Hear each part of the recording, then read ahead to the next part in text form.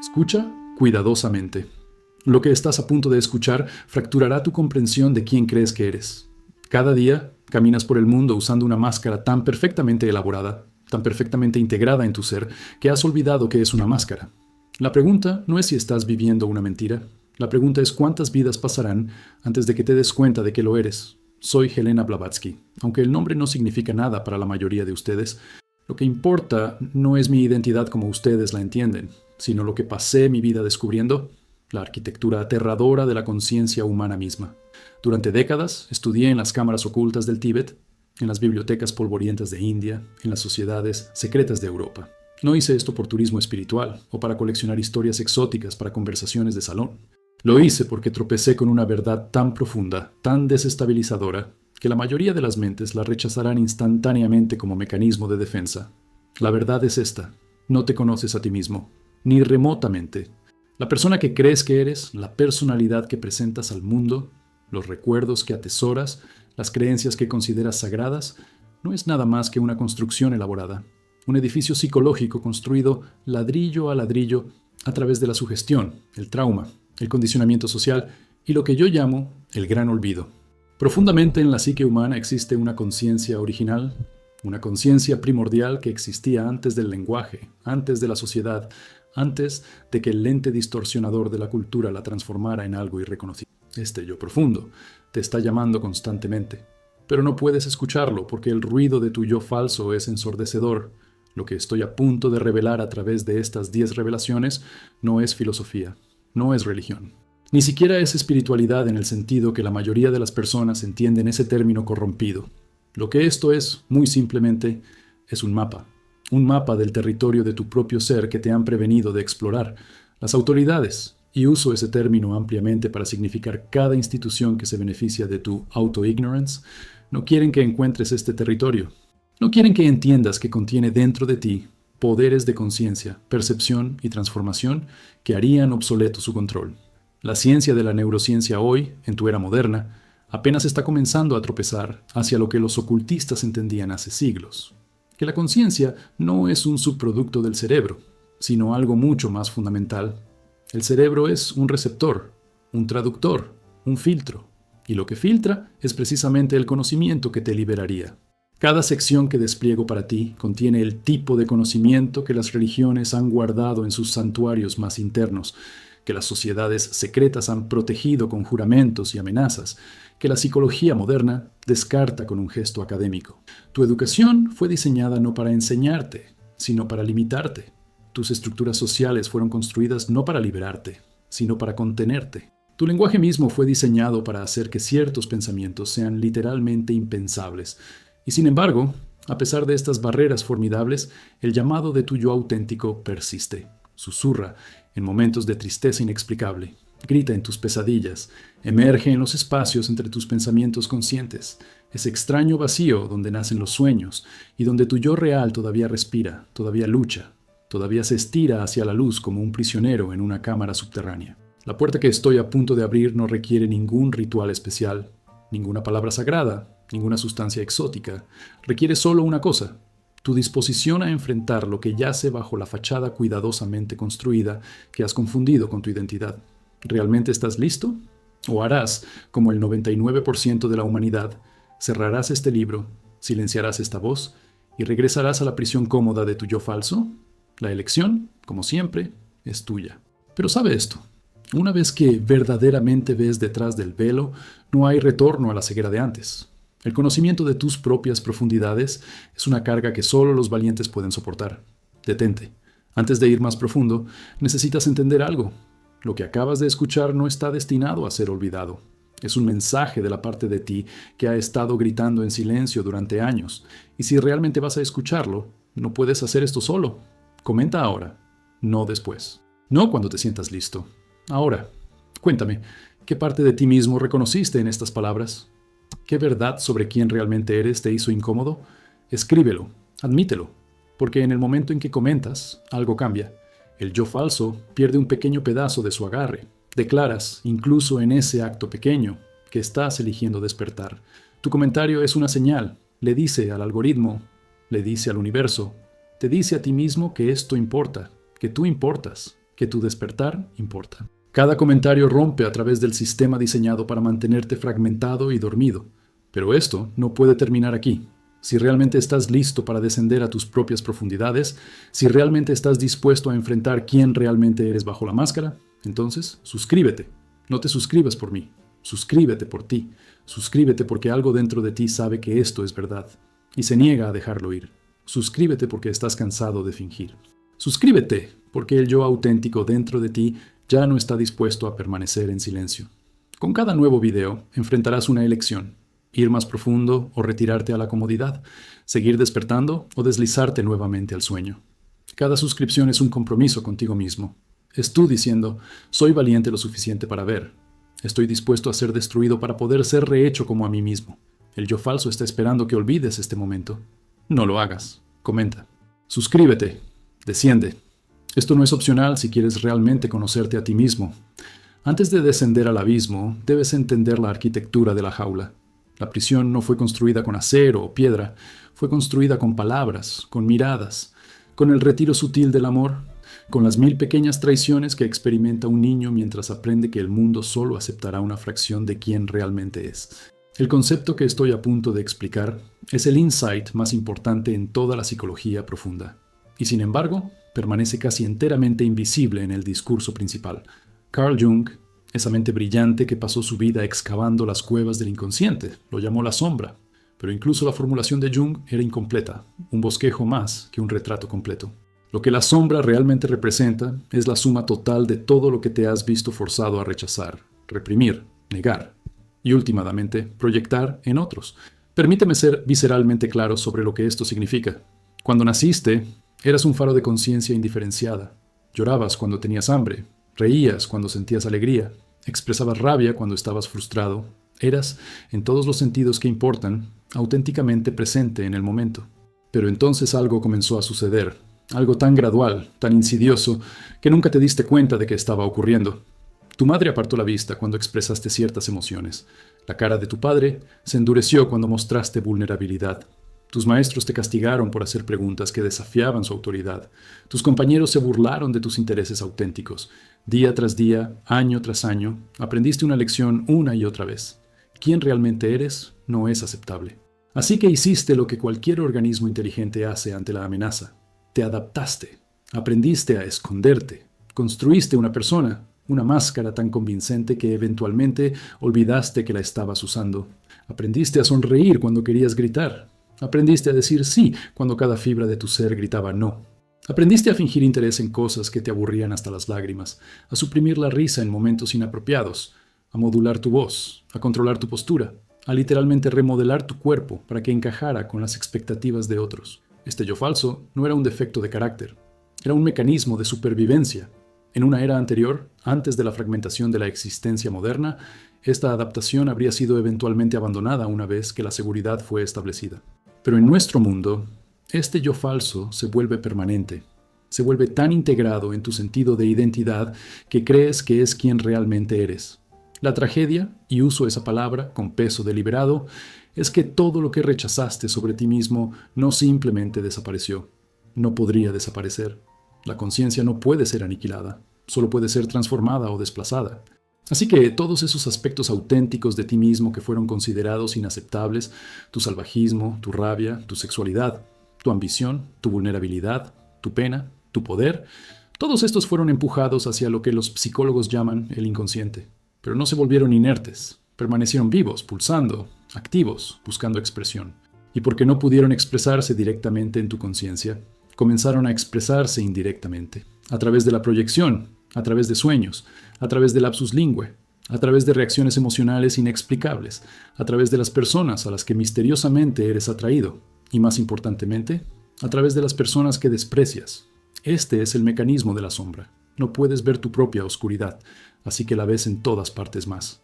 La persona que más te enfurece en el mundo es casi ciertamente la persona que está llevando una parte proyectada de ti mismo que has desestimado.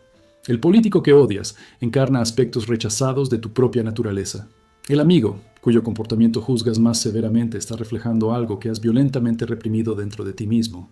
Y quizás, más peligrosamente, la persona que amas más intensamente a menudo está llevando la proyección de tu yo idealizado, la persona que crees que deberías ser pero nunca puedes lograr, y por lo tanto, les das cualidades imposibles y te devastas cuando inevitablemente no coinciden con la imagen que has colocado sobre ellos.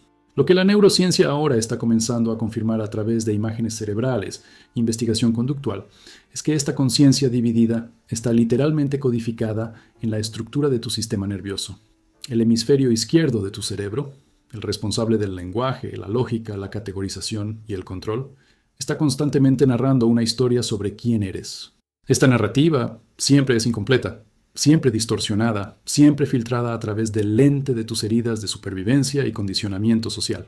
Mientras tanto, el hemisferio derecho, que procesa información holística, emoción, conciencia espacial y el sentido de interconexión con todas las cosas, está ejecutando un programa completamente diferente que tu mente consciente apenas registra. Entre estos dos hemisferios, un diálogo constante está ocurriendo, y en la mayoría de las personas, este diálogo se caracteriza por la guerra más que por la integración. El yo falso típicamente desarrolla su base más fuerte en el periodo entre los 3 y 7 años, lo que los psicólogos llaman los años de formación social primaria. Durante este periodo, el cerebro de un niño está operando casi enteramente en un estado de sugestibilidad hipnótica, absorbiendo las creencias, miedos y distorsiones de los adultos alrededor de ellos como una esponja absorbe agua. El niño hace conclusiones sobre sí mismo basadas en las reacciones que recibe. No soy digno de amor porque el amor de mis padres se siente condicional. Soy insuficiente porque constantemente me piden ser diferente de lo que soy. Soy peligroso porque mis emociones causaron caos. Soy invisible porque mis necesidades fueron sistemáticamente ignoradas. Estas primeras conclusiones se vuelven lo que los psicólogos llaman creencias centrales y literalmente estructuran la arquitectura de tu personalidad por el resto de tu vida. Pero aquí hay algo que la mayoría de los sistemas psicológicos fallan en comprender y lo que aprendí a través de décadas de estudio oculto. Este yo falso se ha vuelto cada vez más poderoso y sofisticado en tiempos modernos, porque ahora existe toda una maquinaria dedicada a su mantenimiento y refuerzo. La industria publicitaria, por ejemplo, es esencialmente un sistema diseñado para armar tu inseguridad y desconectarte de tu conocimiento de ti mismo auténtico. Cada anuncio es un mensaje que dice, no eres suficiente como eres. Necesitas este producto para volverte aceptable. Necesitas transformarte para ser digno de amor.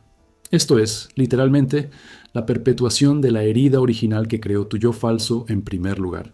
Y está sucediendo miles de veces por día a través de cada pantalla con la que interactúas. El aparato de las redes sociales opera sobre principios similares.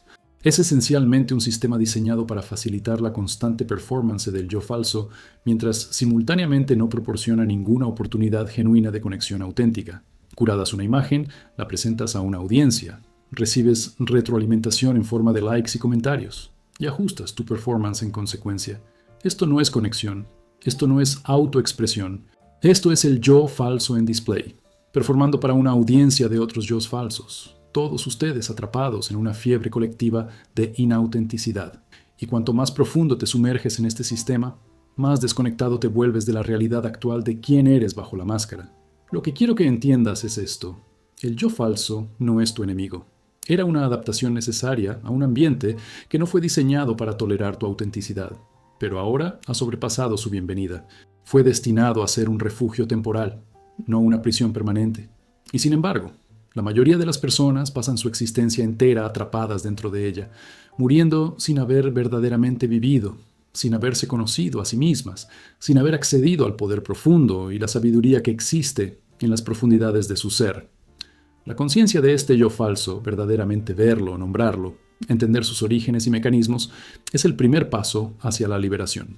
Sin esta conciencia, permaneces esclavizado a patrones que fueron establecidos por personas y circunstancias que ya no tienen ningún poder sobre ti, y sin embargo, les otorgas ese poder cada día a través de tu negativa a ver. Para verdaderamente entender el mecanismo de la fragmentación psicológica, debemos descender a lo particular. Debemos movernos más allá de la abstracción y dentro de la experiencia vivida de un ser humano confrontando su propio abismo. Lo que estoy a punto de relatar no es teoría. Es el caso documentado de un hombre al que llamaré Marcus, extraído de mis propias observaciones y de los registros clínicos de los estudiantes más perspicaces de Jung. Marcus era, por todas las medidas externas, un hombre exitoso. Tenía 53 años, un arquitecto respetado con una práctica próspera, casado durante 28 años con una mujer que afirmaba amar, padre de 2 hijos adultos que habían logrado éxito académico. Vivía en una hermosa casa en un barrio prestigioso. Tenía el tipo de vida que la mayoría de las personas sueñan, y sin embargo, vino a la terapia porque de un síntoma que se había vuelto cada vez más insoportable: episodios espontáneos de llanto que no podía controlar o entender. Estos episodios lo golpeaban sin advertencia. Podría estar en una reunión de negocios, haciendo una presentación a un cliente, y de repente su visión se nublaría, su garganta se contraería y las lágrimas correrían por su cara mientras estaba allí, humillado, incapaz de explicar qué estaba sucediendo. Sus colegas asumieron que estaba teniendo algún tipo de colapso psicológico. Su esposa asumió que estaba teniendo un affair o estaba lidiando con depresión, pero la verdad era mucho más compleja, mucho más aterradora en sus implicaciones. Lo que emergió a través de meses de trabajo terapéutico cuidadoso fue un retrato de fragmentación profunda interna. Marcus había construido su identidad adulta alrededor de una narrativa específica. Era un hombre fuerte, era capaz, estaba en control, era racional, era el tipo de persona que resolvía problemas, que avanzaba, que no permitía que la emoción descarrilara sus objetivos. Este era el persona que había meticulosamente elaborado y mantenido durante toda su vida adulta. Era la única forma que sabía cómo sobrevivir en un mundo que le había enseñado que la vulnerabilidad era debilidad, que los sentimientos eran poco confiables, que el único camino hacia la aceptación era a través del logro y la competencia. Pero bajo este persona cuidadosamente construido existía una realidad completamente diferente. En las profundidades de su mente inconsciente, reprimido desde la infancia, había una versión de Marcus que nunca se le permitió existir. Este era el Marcus que era sensible a la belleza, que quería crear arte por su propio bien en lugar de por ganancia o estatus, que sentía las cosas profunda y apasionadamente, que necesitaba ternura y conexión en lugar de competencia y conquista, que era, en esencia, el yo auténtico que fue rechazado por su padre, un militar que veía la emoción como una debilidad de carácter, y por su madre, quien había priorizado su logro sobre su bienestar. Durante décadas, Marcus se había vuelto tan exitoso suprimiendo este yo auténtico que genuinamente lo había olvidado que existía. Los recuerdos de sus sueños infantiles estaban enterrados tan profundamente que no podía acceder a ellos. El conocimiento de sus intereses y deseos auténticos fue tan completamente reprimido que cuando miraba su propia vida apenas podía reconocerla. Estaba viviendo la vida de otro, performando la narrativa de otro, y la parte auténtica de sí mismo, la parte que nunca murió pero solo fue encerrada, estaba gritando silenciosamente desde la prisión de su mente inconsciente. Los episodios de llanto que lo llevaron a la terapia eran en realidad una forma de avance. El yo auténtico, después de décadas de encarcelamiento, estaba comenzando a romper a través de las defensas cuidadosamente mantenidas del persona.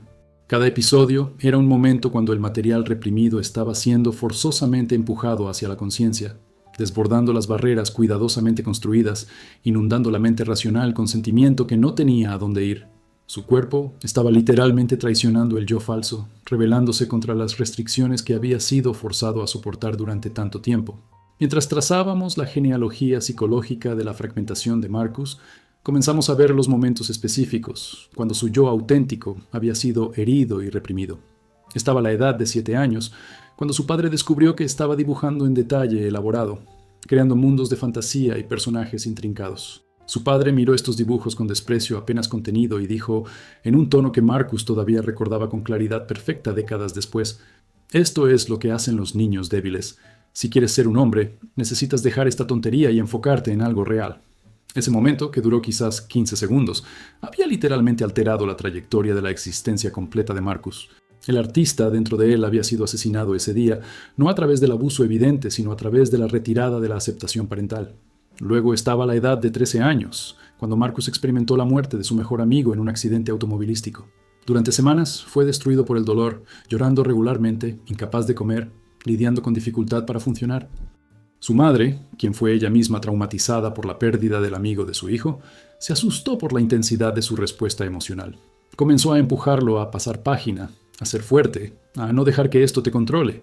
Su padre fue aún más directo, diciéndole que los hombres no se desmoralizan, que necesitas endurecerte, que este tipo de debilidad te destruirá. A los 16 años, Marcus había aprendido a murar su pena tan completamente que apenas podía recordar haber sentido nada sobre la muerte de su mejor amigo. El recuerdo estaba allí, pero el peso emocional había sido quirúrgicamente removido. Lo que es crucial entender es que estos momentos de supresión no eran traumáticos en la forma en que típicamente usamos esa palabra. No hubo violencia, no abuso evidente, no traición dramática. Lo que ocurrió fue mucho más sutil e infinitamente más dañino. El mensajería sistemática de que el yo auténtico era inaceptable. Marcus había recibido el mensaje alto y claro de que el mundo solo toleraría una fracción de quien realmente era, y así que él había, con la crueldad de un niño protegiéndose, asesinado las partes de sí mismo que no encajaban en esa fracción aceptable. Para cuando Marcus llegó a la mediana edad, el costo de esta fragmentación se había vuelto catastrófico de formas que no podía articular. Su matrimonio, que parecía exitoso desde el exterior, estaba en realidad caracterizado por un vacío profundo. Nunca permitió que su esposa lo conociera. Él performó el papel de esposo devoto y proveedor, pero la intimidad actual que podría venir de ser conocido y aceptado por quien realmente es, estaba completamente ausente.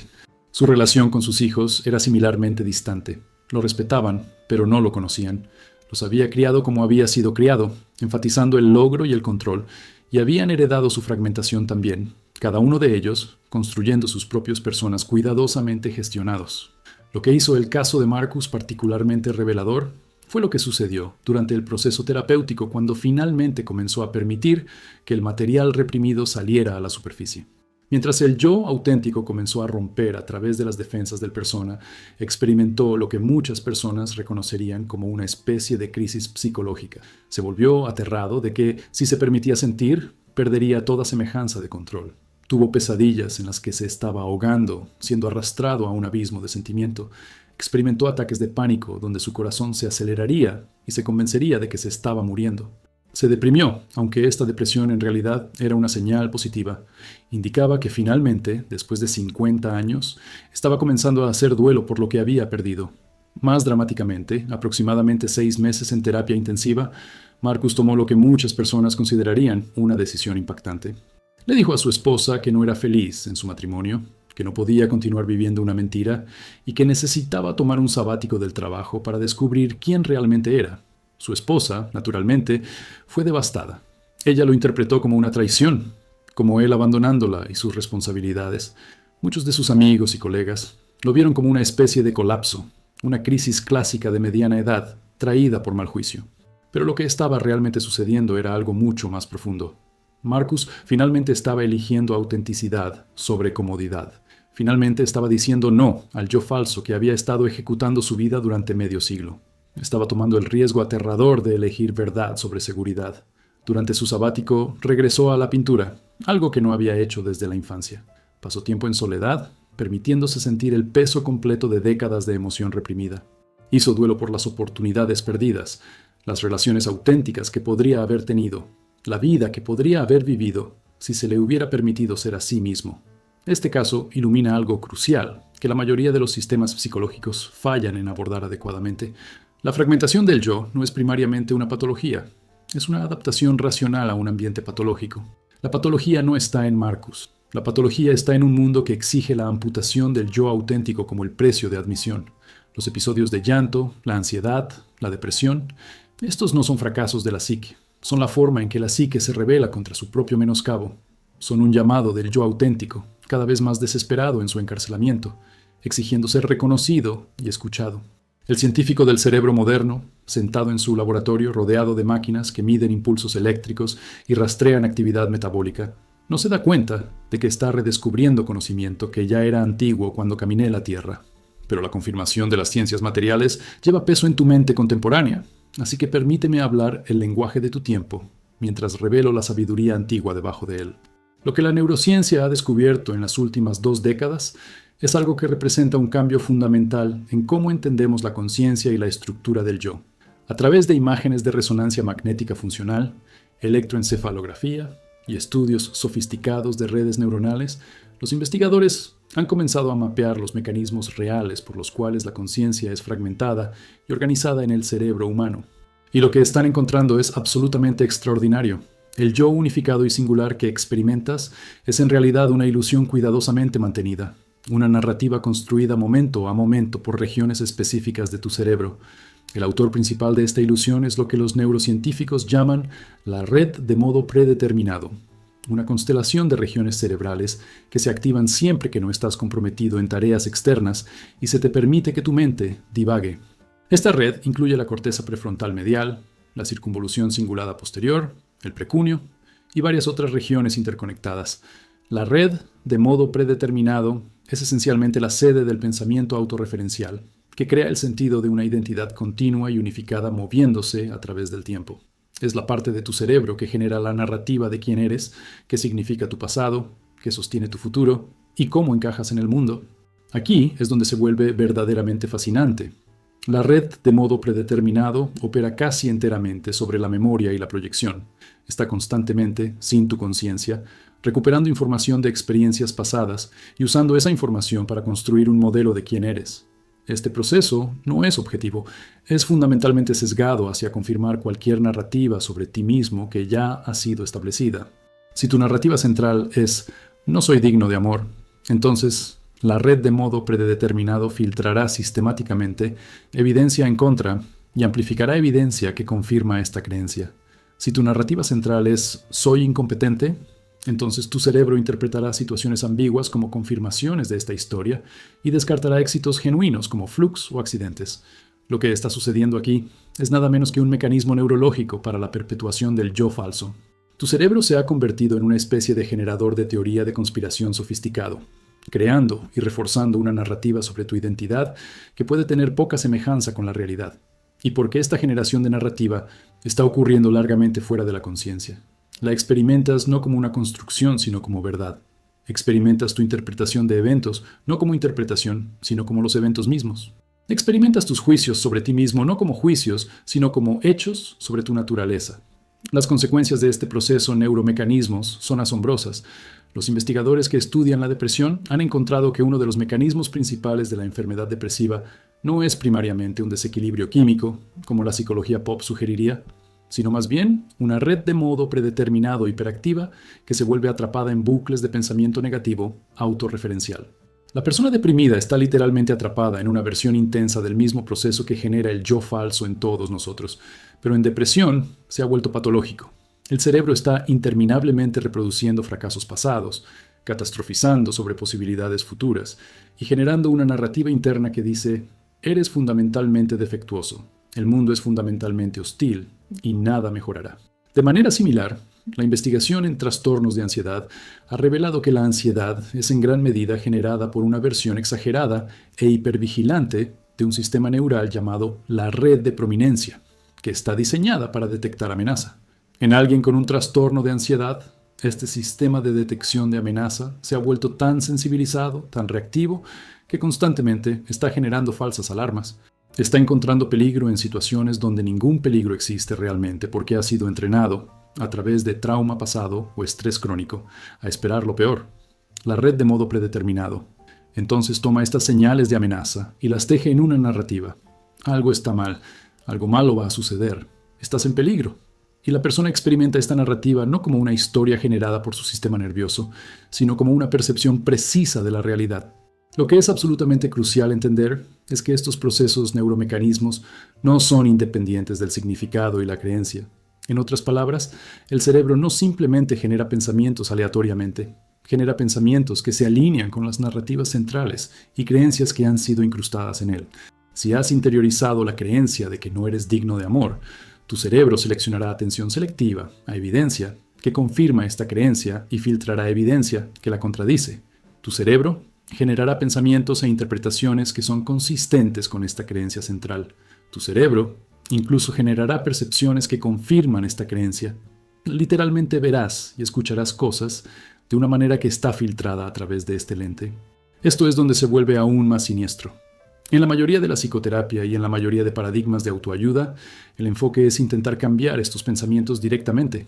El terapeuta o el gurú de autoayuda dice: necesitas desafiar estos pensamientos negativos, necesitas reemplazarlos con más positivos, necesitas volverse consciente de tus distorsiones cognitivas y corregirlas. Este enfoque tiene cierta utilidad, pero pierde algo fundamental. No puedes cambiar la narrativa que tu red de modo predeterminado está generando simplemente pensando diferente al respecto. No puedes anular una creencia profundamente incrustada a través de fuerza de voluntad o afirmaciones positivas. Lo que puedes hacer, sin embargo, es comenzar a volverse consciente del proceso por el cual tu cerebro está generando esta narrativa, observar el mecanismo en sí, y a través de esta observación, comenzar a crear algo de espacio entre ti mismo y la historia automática que está siendo generada. La neurociencia también ha comenzado a revelar algo más, que es profundamente relevante para entender la fragmentación del yo. El cerebro no tiene una conciencia única unificada que se observe a sí misma. En cambio, la conciencia parece ser un proceso que emerge de interacciones complejas entre múltiples redes neuronales. Cada una de estas redes genera su propio tipo de conocimiento, su propio tipo de comprensión. El hemisferio izquierdo lógico y lingüístico genera un tipo muy diferente de conocimiento que el hemisferio derecho holístico, espacial e interconectado. El sistema límbico, que procesa emoción y significado, genera conocimiento que es enteramente diferente de la corteza prefrontal, que procesa planeamiento y control. En una psique integrada y saludable, estos sistemas diferentes están en comunicación constante y trabajan juntos para generar una comprensión más completa de la realidad. Pero en la psique fragmentada, que argumentaría describe la mayoría de la humanidad moderna, estos sistemas diferentes están en conflicto. La mente lógica quiere control, la mente emocional quiere autenticidad, el yo racional quiere seguir las reglas, el yo instintivo quiere revelarse. La imagen que quieres proyectar al mundo entra en conflicto con la realidad de lo que realmente sientes. Y así, los sistemas diferentes de tu cerebro se vuelven cada vez más aislados unos de otros, cada uno operando con información incompleta, cada uno generando verdades parciales que los otros sistemas no pueden integrar. Esta fragmentación literalmente remodela la estructura de tu cerebro. La investigación en trauma ha mostrado que cuando una persona experimenta trauma severo, los caminos neuronales entre la corteza prefrontal, que es responsable del pensamiento racional y la creación de significado, y la amígdala, que es responsable de emoción y respuesta de amenaza, se vuelven disrumpidos. La persona traumatizada se vuelve, en cierto sentido, incapaz de integrar su experiencia emocional en una narrativa significativa. La emoción se vuelve aislada, intensa y aparentemente irracional porque ha sido desconectada del contexto cognitivo, que permitiría que sea entendida. Pero el trauma es solo una versión extrema de lo que está sucediendo a todos nosotros mientras construimos y mantenemos el yo falso. Todos estamos, en grados variados, fragmentando nuestra experiencia. Todos estamos aislando ciertas partes de nosotros mismos de la conciencia. Todos estamos creando patrones neurales que refuerzan una narrativa falsa sobre quiénes somos. Y cuanto más tiempo mantenemos esta fragmentación, más neurológicamente arraigada se vuelve. Los caminos neurales que sustentan el yo falso se vuelven más fuertes y más fuertes a través de la repetición, mientras que los caminos neurales que nos conectarían a nuestro yo auténtico se vuelven más débiles y más débiles a través del desuso. Aquí es donde la neurociencia moderna comienza a converger con lo que podría llamarse la comprensión oculta del yo. Ambas revelan que la conciencia no es un fenómeno simple y unificado. Ambas revelan que lo que llamamos el yo es en realidad un sistema complejo que puede volverse fragmentado de formas predecibles. Y ambas sugieren que la fragmentación de la conciencia no es inevitable o permanente. Hay formas de integrar los sistemas fragmentados, de reactivar los caminos dormidos, de comenzar a reconectar los aspectos diferentes del yo que han sido violentamente separados. No hay nada nuevo en este mundo, solo el reciclaje eterno de las mismas verdades, olvidadas y redescubiertas, enterradas y excavadas, rechazadas y finalmente aceptadas. La sabiduría de la que hablo ahora no es mi invención, es la herencia de la humanidad, susurrada a través de milenios por aquellos que se atrevieron a mirar en su propio abismo y regresaron con conocimiento de las profundidades. En los antiguos textos Vedas de India, escritos miles de años antes de que la psicología moderna existiera, existe un concepto llamado Brahman, la realidad última, la conciencia infinita que subyace toda existencia. Pero lo que es notable es que en estos textos se establece bastante explícitamente que Brahman, la conciencia infinita, está velada por lo que se llama Maya, la ilusión, el velo de apariencias. Y la tragedia central de la existencia humana, de acuerdo con estas antiguas tradiciones de sabiduría, es que el yo individual, el Atman, ha olvidado su identidad esencial con Brahman. Se ha vuelto atrapado en la ilusión de separación, de individualidad, de un ego distinto que está separado del todo infinito. Esto describe, en el lenguaje de la mística antigua, exactamente lo que la psicología moderna describe en el lenguaje de la ciencia contemporánea: la fragmentación de la conciencia, la construcción de un yo falso que ha perdido el contacto con su naturaleza esencial, el atrapamiento en una identidad limitada. Los yogis védicos entendieron algo que la psicología contemporánea apenas está comenzando a redescubrir, que el camino hacia la liberación, hacia el autoconocimiento auténtico, requiere un proceso sistemático de remover los velos que oscurecen el yo verdadero. De manera similar, en la tradición budista hay una enseñanza central llamada la doctrina de anatta, la ausencia de un yo permanente e inmutable. La psicología budista describe en detalle exquisito los mecanismos por los cuales construimos un sentido de un yo sólido y permanente de elementos constantemente cambiantes. El Buda enseñó que esta construcción es la fuente de todo sufrimiento. ¿Por qué? Porque el yo que has construido es una ilusión y cada momento la realidad está socavando la ilusión. El yo está constantemente muriendo, constantemente siendo recreado, constantemente fracasando en coincidir con la imagen que has creado de él. Y esta discordancia, esta fricción constante entre la autoimagen ilusoria y la realidad de lo que realmente está sucediendo, genera lo que el Buda llamó dukkha, usualmente traducido como sufrimiento, pero más precisamente entendido como insatisfacción existencial. El camino budista, entonces, no es sobre volverse un yo mejor o un yo más iluminado. Es sobre ver a través de la ilusión del yo completamente, sobre reconocer la naturaleza construida de la identidad que has estado manteniendo y sobre despertar a una forma de ser que no depende del mantenimiento de un yo falso. Esta es la misma revelación que encontré en mis estudios a través del mundo. La liberación que buscas no es la perfección del yo falso, sino el despertar a lo que yace más allá de él. En las enseñanzas de los cabalistas, que llevaban la tradición mística del judaísmo e influyeron en las tradiciones ocultas occidentales, existe un mapa explícito de la conciencia llamado el árbol de la vida. Este mapa describe los diferentes niveles y dimensiones de la conciencia humana, de lo más material y físico a lo más espiritual y trascendente. Pero lo que es crucial es que los cabalistas entendieron algo que la conciencia moderna fragmentada no, que estos diferentes niveles de conciencia no están separados u opuestos unos a otros, están anidados dentro unos de otros, interpenetrándose, cada uno conteniendo aspectos de todos los otros. Lo que esto significa prácticamente es que tu cuerpo físico contiene dentro de él una especie de sabiduría y conciencia que no es accesible a tu mente racional. Tus emociones contienen una forma de conocimiento que la lógica no puede capturar. Tu intuición opera a través de caminos que evitan la mente verbal y analítica. Tus sueños acceden a dimensiones de la realidad que son invisibles a la conciencia despierta. Y tu yo auténtico, tu verdadera naturaleza, es accesible solo a través de la integración de todos estos diferentes niveles de conciencia. No puede ser alcanzado a través de la razón solo, ni a través de la emoción solo, ni a través de la espiritualidad solo. Requiere el despertar coordinado e integración de todos los niveles de tu ser. Los místicos cristianos medievales, particularmente aquellos influenciados por la filosofía neoplatónica, describieron un concepto llamado deificación o teosis, el proceso de volverse uno con Dios.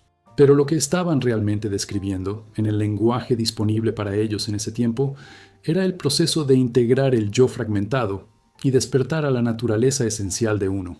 Los padres de la Iglesia Ortodoxa del Este, particularmente, entendieron que este proceso no era sobre la adquisición de algo externo, sino sobre la remoción de lo que oscurecía una unidad esencial que ya estaba presente. Como uno de ellos escribió, Dios se hizo hombre para que el hombre se hiciera Dios, significando, Dios entró en la condición humana para que los humanos reconozcan la naturaleza divina que siempre estuvo presente dentro de ellos, pero oscurecida por la identificación falsa. Este mismo tema aparece una y otra vez a través de culturas y siglos. En el sufismo, la tradición mística islámica, existe un proceso llamado fana, la aniquilación del yo. Pero esto no es un concepto mórbido o nihilista. Más bien, se refiere a la disolución del yo falso, la estructura del ego que está constantemente agarrando, defendiendo, constantemente buscando mantener su sentido de identidad separada. El sufi entiende que bajo este ego agarrador y defensor existe una conciencia que es fundamentalmente unida con lo divino. Y el camino espiritual es precisamente el proceso de remover los obstáculos, el yo falso, el ego, que previenen que esta unidad sea experimentada.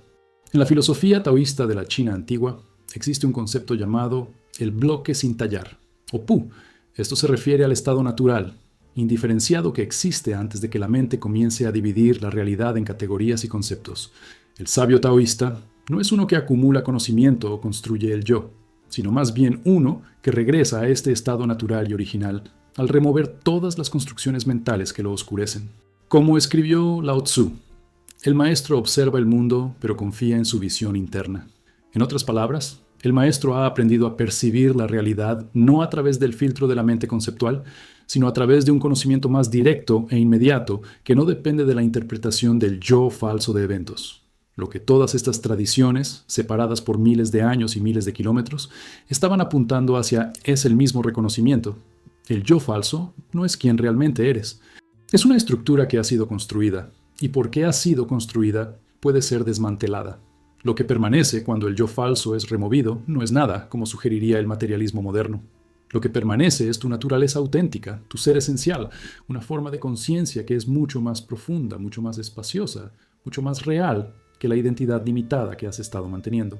La tradición gnóstica, que estudié extensamente en mis investigaciones de sabiduría oculta, tomó esta comprensión incluso más lejos.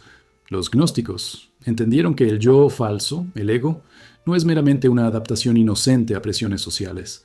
Entendieron que había sido corrompido por lo que llamaban el demiurgo, una fuerza que mantiene la ilusión de separación y promueve el agarramiento y deseo sin fin, que mantiene la conciencia atrapada en el mundo material.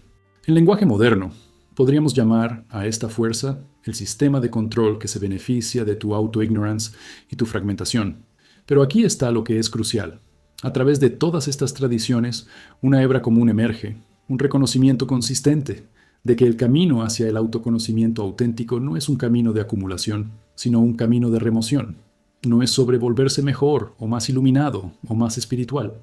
Es sobre remover los obstáculos, las creencias falsas, las estructuras defensivas, las construcciones que oscurecen lo que siempre ya estaba presente.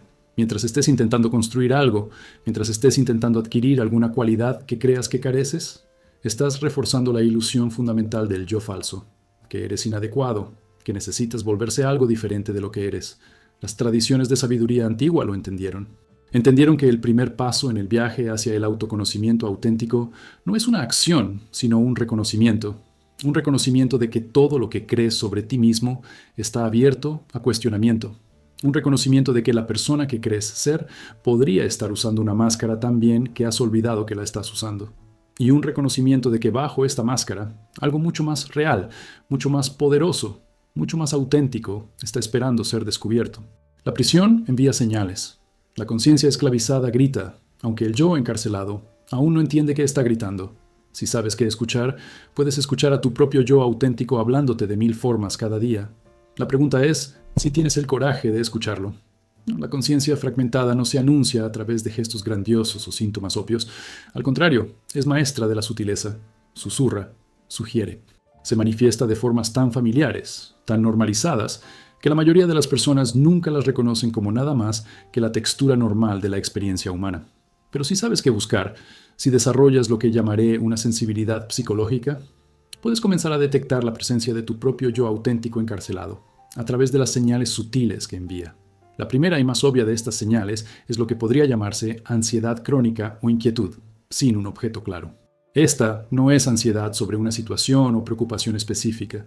Es una especie de ansiedad de línea base, un sentido de que algo no está del todo bien, un sentimiento sutil de incorrección que permea tu experiencia. La mayoría de las personas han aprendido a ignorar esta señal. Fueron enseñadas a descartarla como un defecto de carácter o una tendencia neurótica. Pero lo que realmente es, en muchos casos, es tu yo auténtico comunicando que tu forma actual de ser no está alineada con tu naturaleza esencial. Es una especie de sistema de alarma interno que está diciendo, esto no es quien eres, esta no es la vida que estás destinado a vivir, este yo falso no puede ser mantenido sin generar un costo. Relacionado con esto, está lo que podría llamarse el sentido de inautenticidad o falsedad que ocasionalmente se abre paso hacia la conciencia. Podrías estar en el medio de una conversación y de repente te volverás consciente de que estás actuando un papel, que estás diciendo cosas que no realmente crees, que la persona que estás fingiendo ser no es la persona que realmente eres. Este momento de claridad, esta conciencia repentina de la brecha entre el yo que estás presentando y el yo que realmente eres, es otra señal del yo auténtico encarcelado. Es un momento de avance, una grieta en la fachada del persona. Luego existe lo que podría llamarse consumo compulsivo o distracción. Muchas personas encuentran que constantemente buscan estimulación, desplazándose a través de redes sociales, viendo videos, comiendo, trabajando, ejercitándose, comprando, cualquier cosa para evitar estar solos con sus propios pensamientos. Esto no es pereza o falta de fuerza de voluntad. Esto es una estrategia inconsciente para evitar la experiencia de lo que yace bajo la superficie de la conciencia. Porque si simplemente te sentaras tranquilo contigo durante incluso 15 minutos sin distracción, podrías comenzar a sentir el dolor del yo auténtico encarcelado. Podrías comenzar a experimentar la pena que has estado evitando, la rabia que has estado suprimiendo, los deseos que has estado negando. La búsqueda constante de estimulación es una forma de prevenir este avance. Uno de los síntomas más reveladores es lo que podría llamarse sobrelogro compulsivo o la búsqueda implacable de metas que nunca realmente satisfacen. Logras algo que pensabas te haría feliz, y sin embargo la satisfacción es hueca, de corta duración. Logras la siguiente meta, y aún la satisfacción no dura. Te encuentras constantemente subiendo una escalera que nunca llega al techo, constantemente persiguiendo un horizonte que retrocede mientras te aproximas. Esto es porque el yo falso, el ego, es inherentemente insaciable. Se basa en la creencia de que eres insuficiente, y ninguna cantidad de logro externo jamás la convencerá de lo contrario. El yo auténtico, en contraste, es esencialmente completo. No necesita constantemente probar nada o adquirir nada, simplemente es. También existe lo que podría llamarse el sentido de aislamiento a pesar de tener muchas relaciones. Podrías tener amigos, colegas, miembros de la familia, y sin embargo experimentas una soledad profunda, un sentido de que nadie verdaderamente te conoce, que estás fundamentalmente solo en tu experiencia. Esto es porque el yo auténtico ha sido cerrado, lejos de tus relaciones. Estás presentando el yo falso, el persona, la máscara a otros, y ellos están relacionándose con la máscara en lugar de con el yo actual. Esto crea lo que podría llamarse una conexión sin intimidad, una presencia sin conocimiento genuino. Otra señal crucial es la emergencia de material de sombra en tus sueños o en momentos de reactividad emocional. Tus sueños son una de las formas principales en que las partes reprimidas y fragmentadas de ti mismo intentan comunicarse contigo.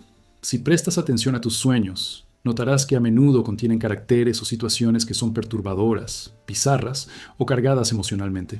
Estas son manifestaciones de tu yo de sombra, las partes de ti mismo que has desestimado y reprimido. De manera similar, tus reacciones emocionales intensas a otras personas, tus arrebatos inesperados de rabia o lágrimas, tus miedos irracionales o compulsiones, estos son a menudo momentos cuando el material reprimido está irrumpiendo hacia la conciencia. Existe lo que podría llamarse el sentido de sinsentido o vacío existencial, que muchas personas experimentan, particularmente en la mediana edad, a pesar de haber logrado muchas de las cosas que pensabas te haría feliz, a pesar de tener una vida cómoda, a pesar de tener el respeto de otros, hay un sentido subyacente de que nada de esto importa, de que no hay propósito verdadero, de que simplemente estás yendo a través de los movimientos de una vida que no es realmente tuya. Este es el yo auténtico comunicando que la vida que estás viviendo no está alineada con tu naturaleza esencial. Los síntomas físicos son también señales significativas. El cuerpo es donde el material reprimido consigue almacenado, donde las consecuencias de la fragmentación se manifiestan en forma física. Tensión crónica, dolor sin causa física clara, problemas digestivos, problemas del sueño, enfermedad recurrente. Todos estos pueden ser manifestaciones de la fragmentación psicológica que la mente consciente no está abordando. El cuerpo guarda puntuación, como dice la investigadora de trauma Bessel van der Kolk, y no dejará de llevar puntuación hasta que la fragmentación psicológica sea abordada. También existe lo que podría llamarse la tiranía del debería. Esta es la voz interna constante que te está diciendo qué se supone que debes hacer, qué se supone que debes sentir, quién se supone que debes ser. El yo falso es esencialmente una estructura construida alrededor de deberías. Deberías ser exitoso, deberías ser feliz, deberías estar en control, deberías ser fuerte, nunca deberías mostrar debilidad. Y notarás que esta voz es implacable, que nunca está satisfecha, que no importa qué hagas, siempre hay algo más que deberías estar haciendo, alguna forma en que deberías ser diferente. Esta voz es la autoridad interiorizada de todas las personas y sistemas que crearon el yo falso en primer lugar. Es tus padres hablando a través de ti, tu cultura hablando a través de ti, tu historial condicionado entero hablando a través de ti. Quizás más revelador es el sentido de vacío que podría descender cuando la distracción externa es removida. Si tomara un sabático del trabajo, si me removiera del patrón normal de tu vida, podrías encontrarte con una profundidad de vacío que es casi aterrador. Esto no es depresión en el sentido clínico, aunque podría sentirse similar. Este es el yo auténtico haciendo su presencia conocida por la ausencia de la actividad constante del yo falso. Es el silencio después de que el ruido ha parado, y ese silencio es ensordecedor. La señal más sutil de todas es quizás esto, la pequeña voz que ocasionalmente te habla en momentos de calma o en sueños, o en conocimiento intuitivo, diciéndote qué es verdadero para ti, qué realmente importa a ti, qué realmente deseas. Esta voz es tan quieta comparada con la voz fuerte del yo falso, tan fácilmente anulada por los imperativos del mundo externo, que la mayoría de las personas jamás la escuchan. Pero está hablando. Está siempre hablando. Es la voz de tu yo auténtico, intentando desesperadamente ser escuchado, enviando señales a través de cualquier canal que pueda acceder. La fragmentación de la conciencia no ocurre de una sola vez. Es un proceso, una progresión, un descenso que ocurre en etapas predecibles. Entender estas etapas es entender cómo el yo falso se vuelve progresivamente más arraigado, cómo el yo auténtico se vuelve progresivamente más encarcelado y cómo lo que comienza como una respuesta adaptativa a un ambiente inhóspito se vuelve una condición psicológica permanente que forma cada aspecto de tu existencia.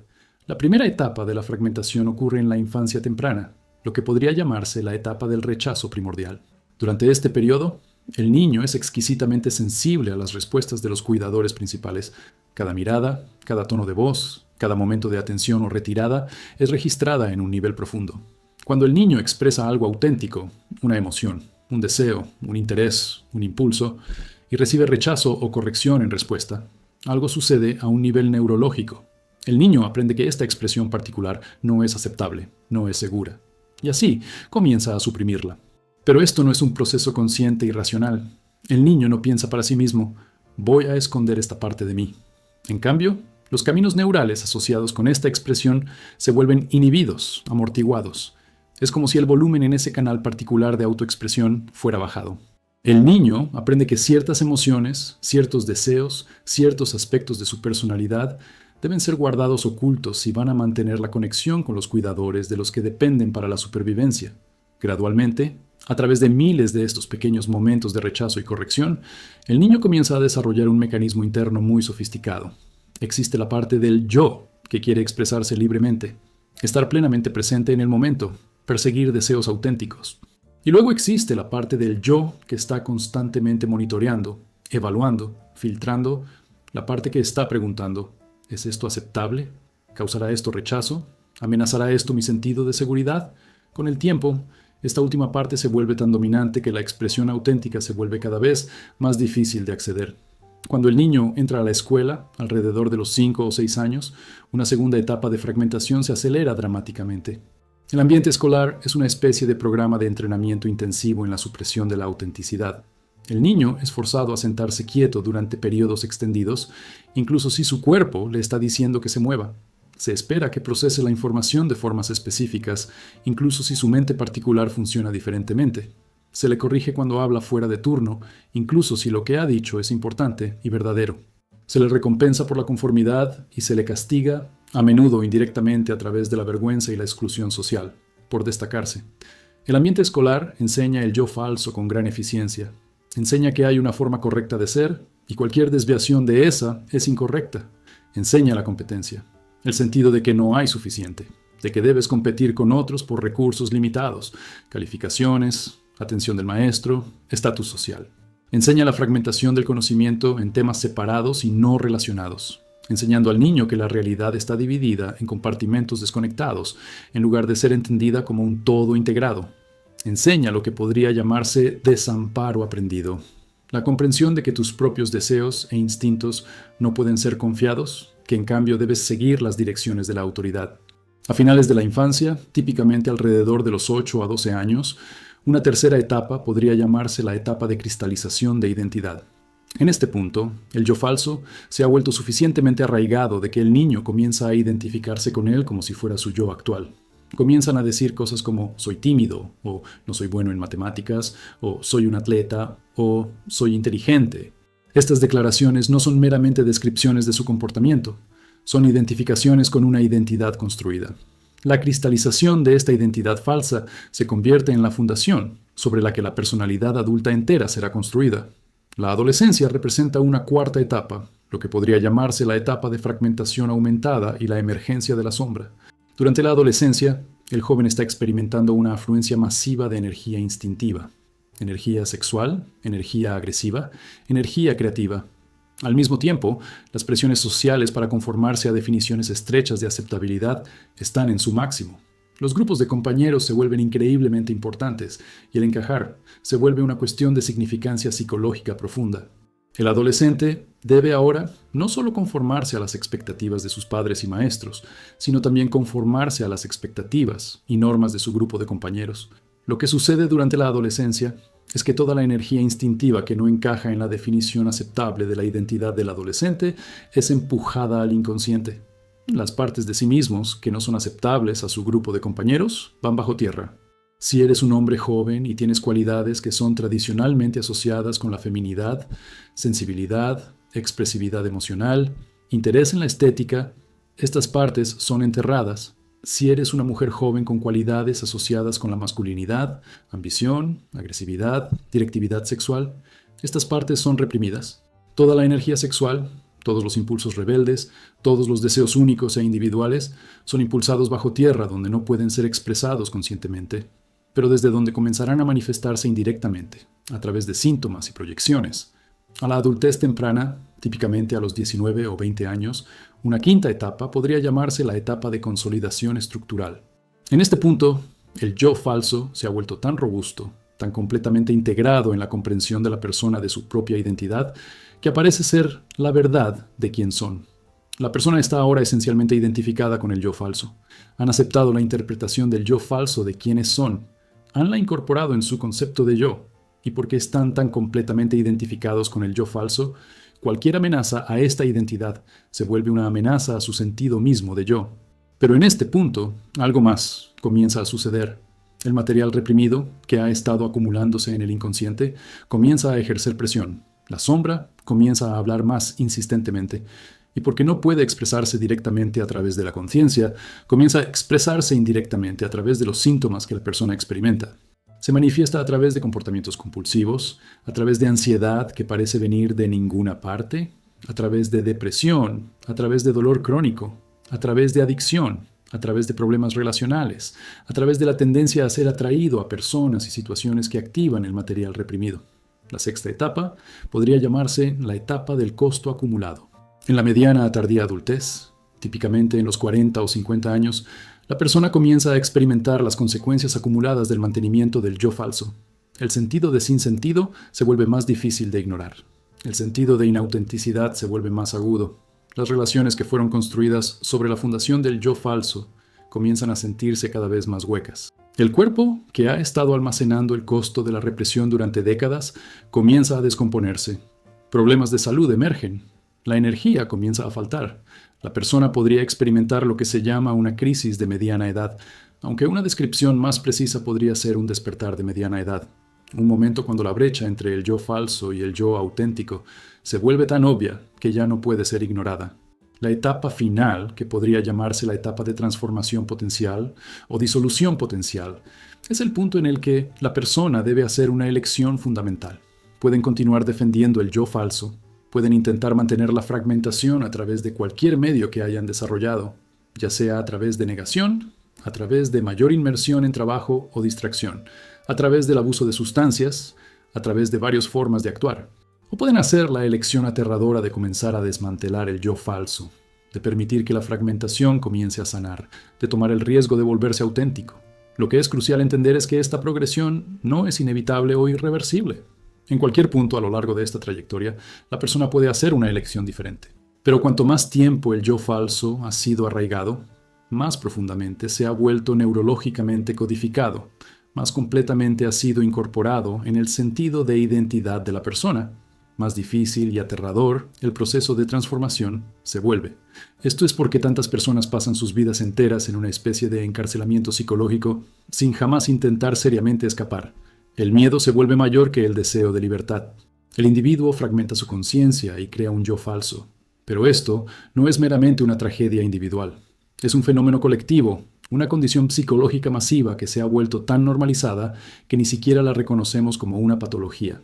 Cuando miles de millones de yos fragmentados e inauténticos intentan vivir juntos en la misma civilización, las consecuencias son catastróficas. Y sin embargo, esta catástrofe es tan fundamental, tan omnipresente, que la mayoría de las personas ni pueden verla.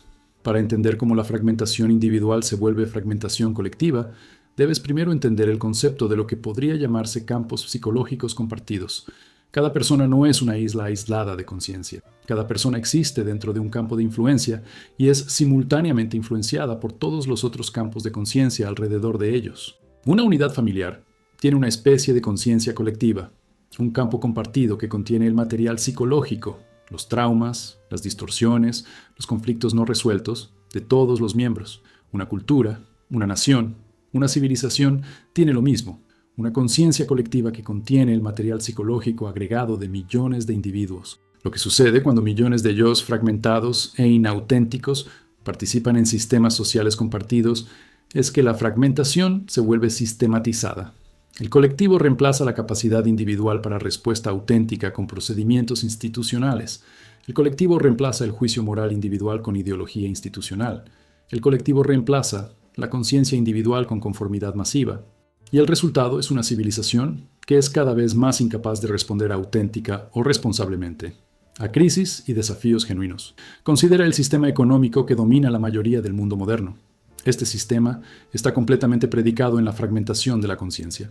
Se basa en la suposición de que los humanos están primariamente motivados por el autointerés, que son competitivos en lugar de cooperativos, que están interesados en adquirir tanto como sea posible sin importar las consecuencias. En otras palabras, el sistema económico está diseñado de acuerdo con el funcionamiento patológico de la conciencia fragmentada.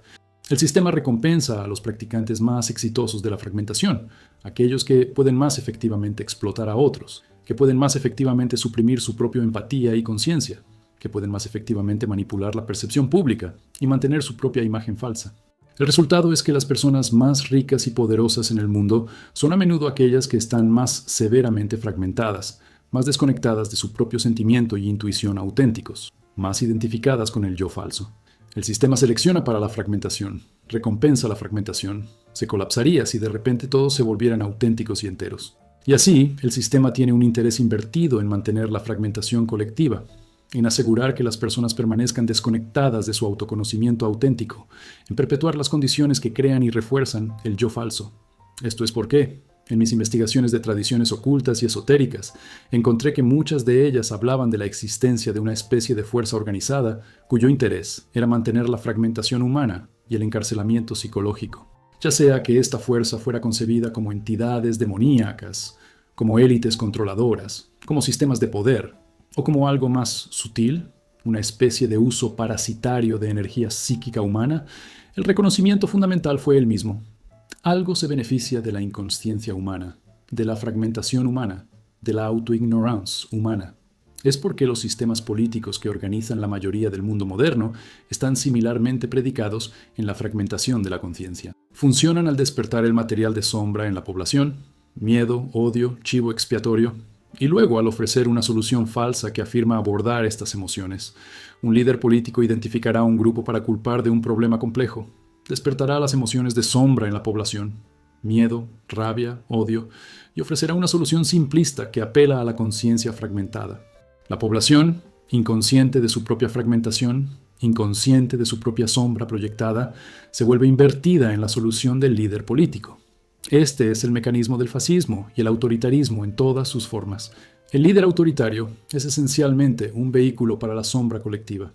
El líder encarna y expresa el material reprimido que la población ha sido incapaz de reconocer en sí mismos. La población proyecta su propia sombra en el líder e identifica simultáneamente con el líder como una representación idealizada de fuerza y poder. El resultado es una especie de posesión colectiva, una toma de control de la conciencia de la población por la voluntad del líder, un estado psicológico masivo caracterizado por la pérdida de juicio individual y la sustitución de histeria colectiva. El mismo mecanismo opera en el fundamentalismo religioso, en dinámicas de culto, en psicología de mob, en mercadotecnia de masas y publicidad.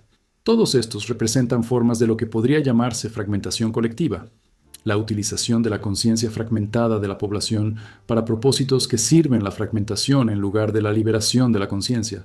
Lo que es particularmente insidioso sobre la fragmentación colectiva es que se vuelve invisible a través de su universalidad.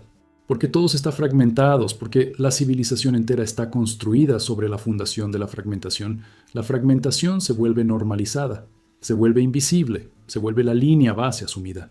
Cuando intentas apuntar a la gente de que viven vidas fragmentadas, desconectadas de sí mismas auténticas, viviendo de acuerdo a identidades falsas, la respuesta es típicamente, pero todos viven de esta forma.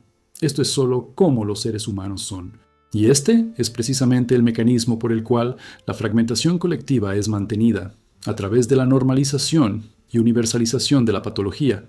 La fragmentación se reenmarca como realismo, como madurez, como el precio necesario de vivir en una sociedad civilizada. La autenticidad se reenmarca como inmadurez, como egoísmo, como idealismo poco realista. El yo falso se vuelve valorizado como la marca de un adulto responsable, mientras que el yo auténtico es desestimado como algo que debe ser abandonado. Las instituciones de educación, medicina, psicología y religión se han vuelto todas cómplices en este proceso. La educación enseña la fragmentación a través de su énfasis en la especialización y el compartimentalizamiento. La medicina moderna trata la fragmentación de mente y cuerpo como si fuera el estado natural, rara vez considerando las raíces psicológicas de la enfermedad física. La psicología se ha vuelto, en muchos casos, una herramienta para ajustar la conciencia fragmentada a las demandas del sistema, en lugar de una herramienta para liberar la conciencia de la fragmentación. Y la religión, que debería ser un camino hacia el autoconocimiento auténtico y la integridad, se ha vuelto, en la mayoría de sus formas institucionales, otra herramienta para reforzar el yo falso y la fragmentación. La destrucción ambiental que caracteriza el mundo moderno es también un resultado directo de la fragmentación colectiva. Para fragmentarte de contacto auténtico con la naturaleza, para ver la naturaleza como meramente un recurso a ser explotado, para tratar la tierra como algo separado de ti mismo, esto es posible solo desde un estado de conciencia fragmentada. Una persona que está auténticamente conectada consigo misma también está auténticamente conectada al todo viviente, más largo del cual son parte.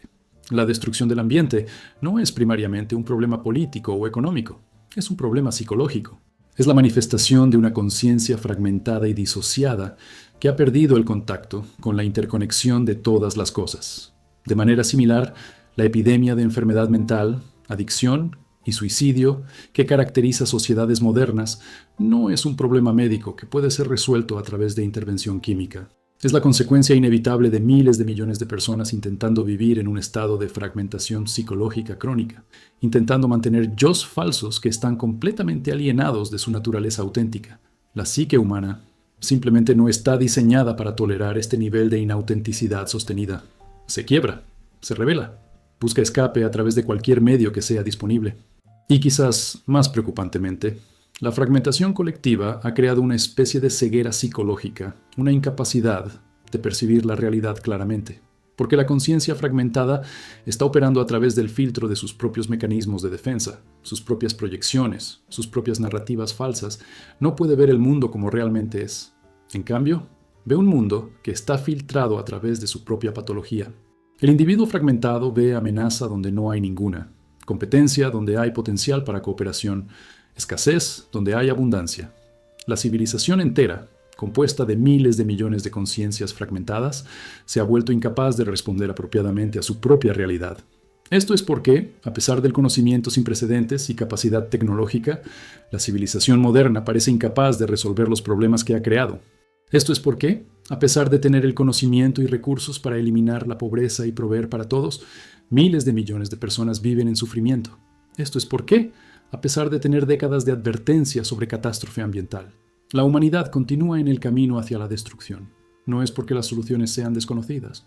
Es porque la fragmentación colectiva ha creado una especie de parálisis psicológica masiva, una incapacidad colectiva de actuar en conocimiento auténtico en servicio de valores auténticos. Y sin embargo, dentro de esta situación catastrófica, existe una posibilidad, porque la fragmentación es un fenómeno psicológico, no un dado biológico, puede ser curada.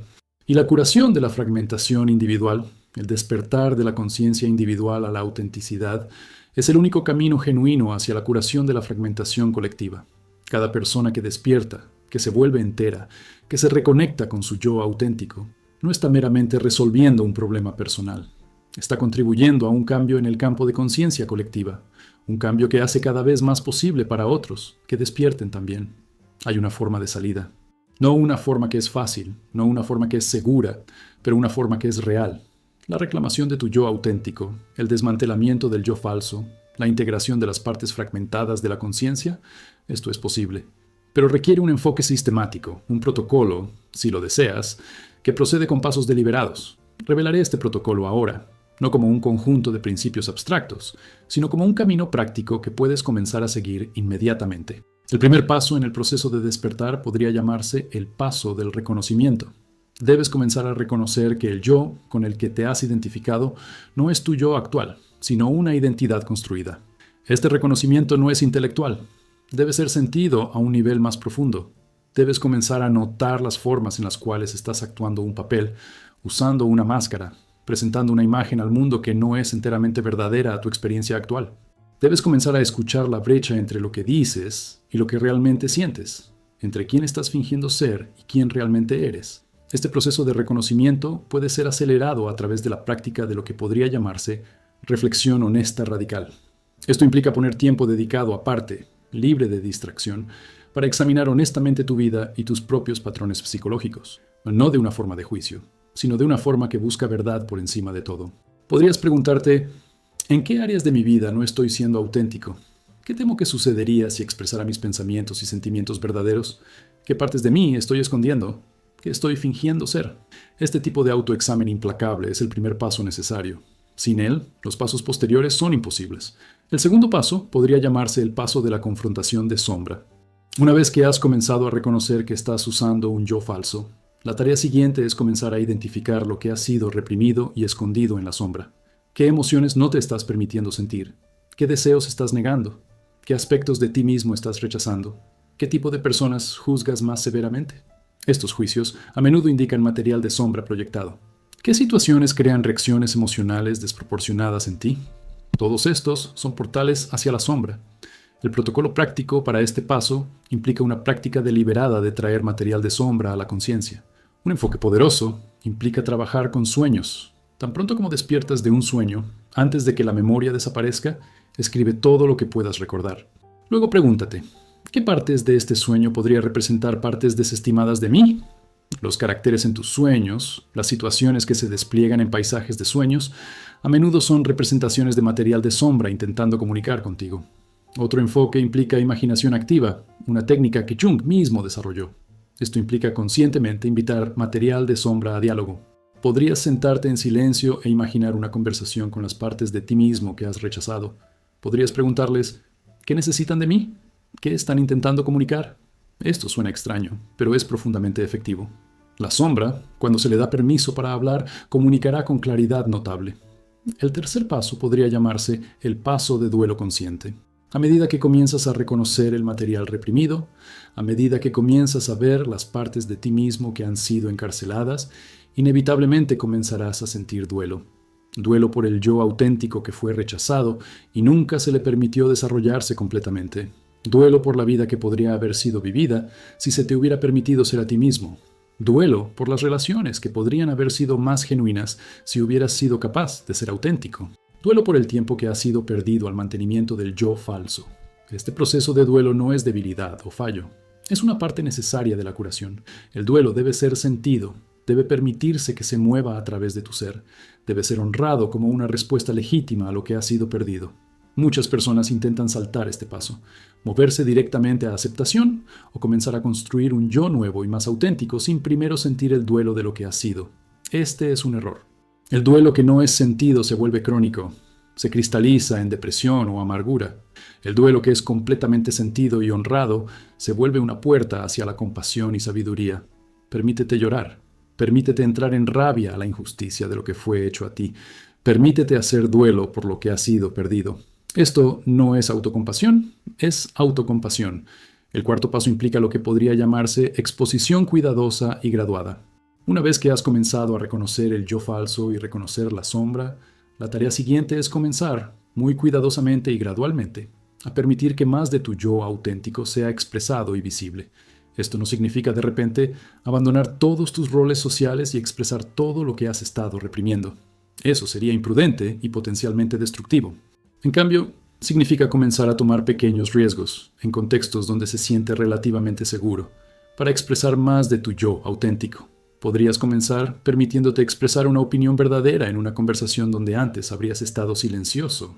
Podrías comenzar a involucrarte en una actividad que realmente disfrutas, en lugar de una actividad que sientes que debes estar haciendo. Podrías comenzar a establecer un límite, a decir no a algo que realmente no deseas hacer, donde habrías automáticamente cumplido antes. Podrías comenzar a permitirte sentir una emoción que típicamente has suprimido. Estos pequeños actos de autenticidad, hechos gradualmente y deliberadamente, comienzan a fortalecer los caminos neurales asociados con tu yo auténtico. Comienzan a construir la capacidad para expresión auténtica. Y cada vez que sobrevives a un pequeño acto de autenticidad sin consecuencias catastróficas, construyes evidencia de que el mundo no colapsará si eres a ti mismo. El quinto paso es lo que podría llamarse integración somática. La conciencia fragmentada no es meramente un fenómeno mental. Está incrustada en el cuerpo. El cuerpo sostiene la tensión del mantenimiento del yo falso. El cuerpo sostiene la memoria de rechazo y la necesidad de supresión. Y por lo tanto, el cuerpo debe ser incluido en el proceso de curación e integración. Prácticas, tales como ciertas formas de yoga, ciertos movimientos practicados, ciertas formas de trabajo de respiración, pueden comenzar a liberar los patrones de sostén somático que mantienen la fragmentación. Un enfoque particularmente efectivo es lo que podría llamarse movimiento auténtico o movimiento libre, donde permites que tu cuerpo se mueva en cualquier forma que desee moverse, sin la censura de la mente consciente. Podrías poner música y simplemente permitir que tu cuerpo responda a la música de cualquier forma que desee responder, sin juzgar o controlar el movimiento. Esto a menudo libera material emocional profundo. Permite que el cuerpo exprese lo que la mente consciente ha estado previniendo ser expresado.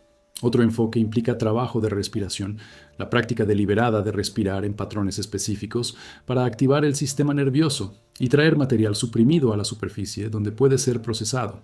El sexto paso podría llamarse el establecimiento de lo que llamaré la conciencia como un contenedor. Mientras el material reprimido comienza a ser activado y traído a la conciencia, necesitarás un contenedor, una especie de espacio psicológico de sostén, dentro del cual este material puede ser seguramente experimentado y procesado. Este contenedor podría ser establecido a través de una relación terapéutica con un profesional calificado que entienda la psicología profunda.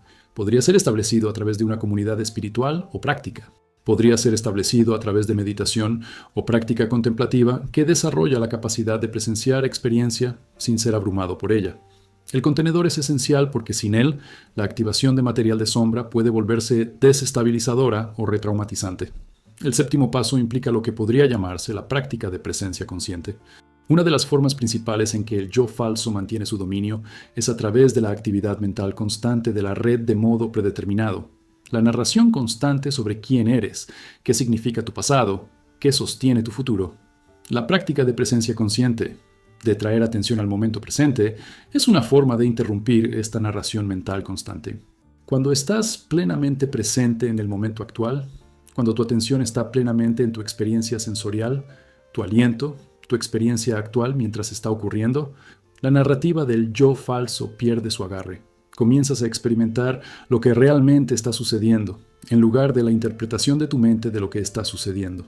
El octavo paso es lo que podría llamarse la práctica de elección consciente. Esto implica comenzar a conscientemente hacer decisiones que están alineadas con tus valores auténticos, en lugar de los valores que fueron implantados en ti por tu condicionamiento. Esto no es sobre ser imprudente o irresponsable. Es sobre comenzar a preguntarte a ti mismo, en cada momento, ¿qué desea mi yo auténtico realmente? ¿Cuál es mi respuesta genuina a esta situación? ¿Qué realmente valoro? Y luego, gradualmente, permitir que tus elecciones sean guiadas por estas respuestas genuinas en lugar de por los imperativos interiorizados del yo falso. El noveno paso implica lo que podría llamarse autenticidad relacional. A medida que comienzas a volverse más auténtico en tu propia conciencia, tendrás la oportunidad de volverse más auténtico en tus relaciones. Esto no significa repentinamente revelando todo lo que has estado escondiendo a todos en tu vida. Significa comenzar a ser más genuino en tus comunicaciones, comenzando a compartir más de tus pensamientos y sentimientos actuales con personas que han demostrado que pueden ser confiadas con tu autenticidad. Este proceso a menudo implica la tarea difícil de permitir que las relaciones cambien o terminen si fueron basadas enteramente en la presentación del yo falso. Algunas relaciones se volverán más profundas y más genuinas a medida que te vuelves más auténtico. Otras pueden caer porque fueron basadas en el yo falso en lugar de en conexión genuina. El décimo paso es lo que podría llamarse la integración del yo auténtico en la vida diaria. Este no es un destino al que llegas y luego permaneces en. Este es un proceso continuo, una práctica que debe ser sostenida en el tiempo. La integración del yo auténtico no es algo que logres una vez y luego dejes de trabajar. Es un proceso de toda la vida, de cada vez más permitir que tu naturaleza auténtica sea expresada a través de tus acciones, tus elecciones, tus relaciones y tu forma de ser en el mundo. Lo que debe ser entendido es que este proceso requiere lo que podría llamarse esfuerzo heroico. No es un camino suave. Requiere que enfrentes miedos que has estado evitando tu vida entera. Requiere que hagas duelo por lo que has sido perdido. Requiere que arriesgues el rechazo que has estado protegiéndote contra tu existencia entera. Requiere que soportes la incomodidad del cambio, la desorientación de volverse a ti mismo, la vulnerabilidad de ser visto como realmente eres. Esto es porque tantas personas no emprenden este viaje. El yo falso, a pesar de sus limitaciones, es familiar, es seguro. No requiere riesgo, pero el yo auténtico, aunque es mucho más real, mucho más poderoso, mucho más capaz de satisfacción genuina y significado, requiere la disposición de aventurarse en lo desconocido, de arriesgar todo lo que has construido, de rendirse tu control cuidadosamente mantenido. Hemos llegado a la revelación final, la profundidad más oscura, el lugar donde todas las ilusiones son despojadas y nada permanece excepto verdad. Este no es un lugar cómodo. Este no es un lugar donde encontrarás seguridad o confort espiritual. Este es el lugar donde el yo auténtico se para cara a cara con el abismo de su propia existencia, donde todas las construcciones colapsan, donde la última ilusión es revelada. La revelación última que te espera cuando has desmantelado el yo falso suficientemente para vislumbrar tu naturaleza auténtica es esto. No hay un yo fijo e inmutable a descubrir. El yo auténtico que has estado buscando no es una cosa. No es una entidad que existe en algún lugar profundo dentro de ti, esperando ser descubierto como tesoro enterrado en la tierra. El yo auténtico es, paradójicamente, una especie de no-yo, una conciencia que no está limitada por las limitaciones de la identidad individual. Esto es lo que las enseñanzas budistas estaban apuntando cuando hablaron de la doctrina de Anatta, el no-yo. Esto es lo que los sabios taoístas entendieron cuando hablaron de retornar al bloque sin tallar. Esto es lo que los místicos de varias tradiciones significaban cuando hablaron de la muerte del ego y la disolución de la conciencia individual. No estaban hablando de muerte actual, estaban hablando de algo mucho más radical, que el yo separado e individual que has estado defendiendo y manteniendo tu vida entera es en sí mismo una ilusión. El yo que has estado intentando proteger no existe, no de la forma en que crees que existe. Y sin embargo, y esto es crucial, esta realización no es nihilista. No está diciendo que no existas, que nada importa, que no hay significado.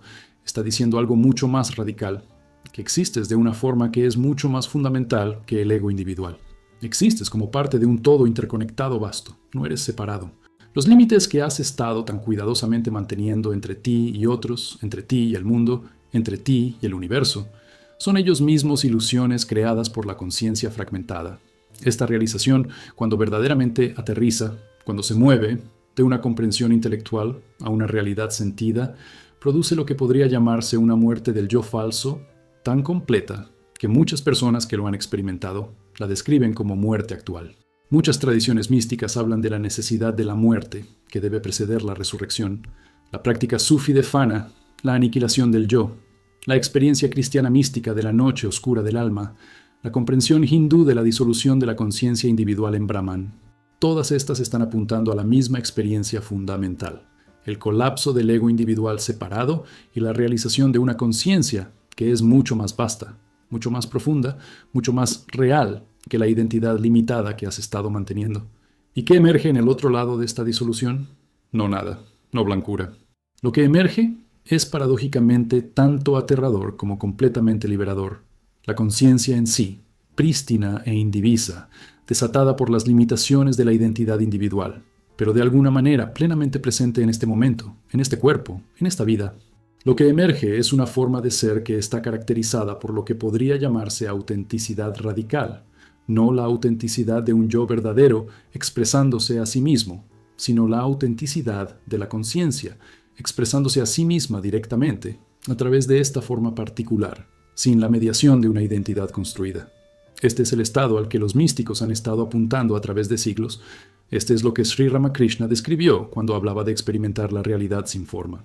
Este es lo que los poetas sufíes estaban intentando capturar cuando escribieron sobre unión con lo divino. Este es lo que los contempladores cristianos significaban cuando hablaron de la visión beatífica. Este no es algo que sucede en otro lugar, en alguna dimensión celestial o reino espiritual. Esto es lo que está disponible justo aquí, justo ahora, en este momento, si estás dispuesto a liberar el agarre del yo falso lo suficientemente para reconocerlo. Pero aquí está lo que es aterrador. Una vez que has vislumbrado esta realidad, una vez que has experimentado aunque sea un momento de esta de identificación radical del yo separado, no puedes realmente desverlo. No puedes pretender que el yo falso es real más. El yo falso continuará existiendo. Continuarás teniendo pensamientos, sensaciones, rasgos de personalidad, roles sociales. Pero nunca nuevamente puedes completamente creer que estas cosas son quien realmente eres. Esto produce lo que podría llamarse una alienación permanente del yo falso. Notarás los pensamientos surgiendo, pero sabrás que no eres esos pensamientos. Observarás los rasgos de personalidad, pero sabrás que no estás limitado a esos rasgos. Jugarás roles sociales, pero sabrás que esos roles no son tu naturaleza última. Hay una especie de libertad en esto, pero también hay una especie de soledad, porque ahora vives en la frontera entre el mundo convencional de yos separados y la realidad de la conciencia indivisa. Nunca estás completamente en casa en ninguno de los dos lugares. El yo auténtico, en este sentido último, no es por lo tanto un yo en absoluto. Es la disolución del yo, el reconocimiento de que lo que realmente eres no puede ser contenido dentro de los límites de la identidad individual. El miedo que has estado manteniendo el yo falso en lugar, el miedo de que sin esta identidad serías nada, es revelado como fundamentalmente sin base.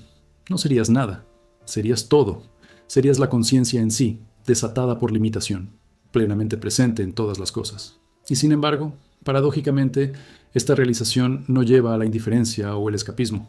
La persona que ha realizado su naturaleza auténtica típicamente no se vuelve desapegada del mundo o despreocupada con el sufrimiento.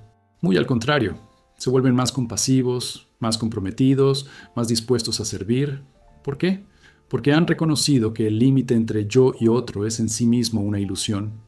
Cuando reconoces que no eres separado de todos los seres, cuando reconoces que la misma conciencia que te anima todas las cosas, luego dañar a otro es reconocido como dañarte a ti mismo. Servir a otro es reconocido como servirte a ti mismo. Esto no es filosofía abstracta, es realidad vivida. El autoconocimiento último, entonces, es esto. No eres un yo, eres la base de todos los yos, la conciencia dentro de la cual todas las identidades separadas surgen y se disuelven. No eres algo que fue perdido y que debe ser encontrado. No eres algo que fue roto y que debe ser reparado. No eres algo que está oculto y que debe ser descubierto. Eres el descubrimiento en sí, la conciencia dentro de la cual todos los descubrimientos ocurren. Y sin embargo, y quizás este es el paradoja último, el misterio más profundo, debes aún vivir como si fueras un yo.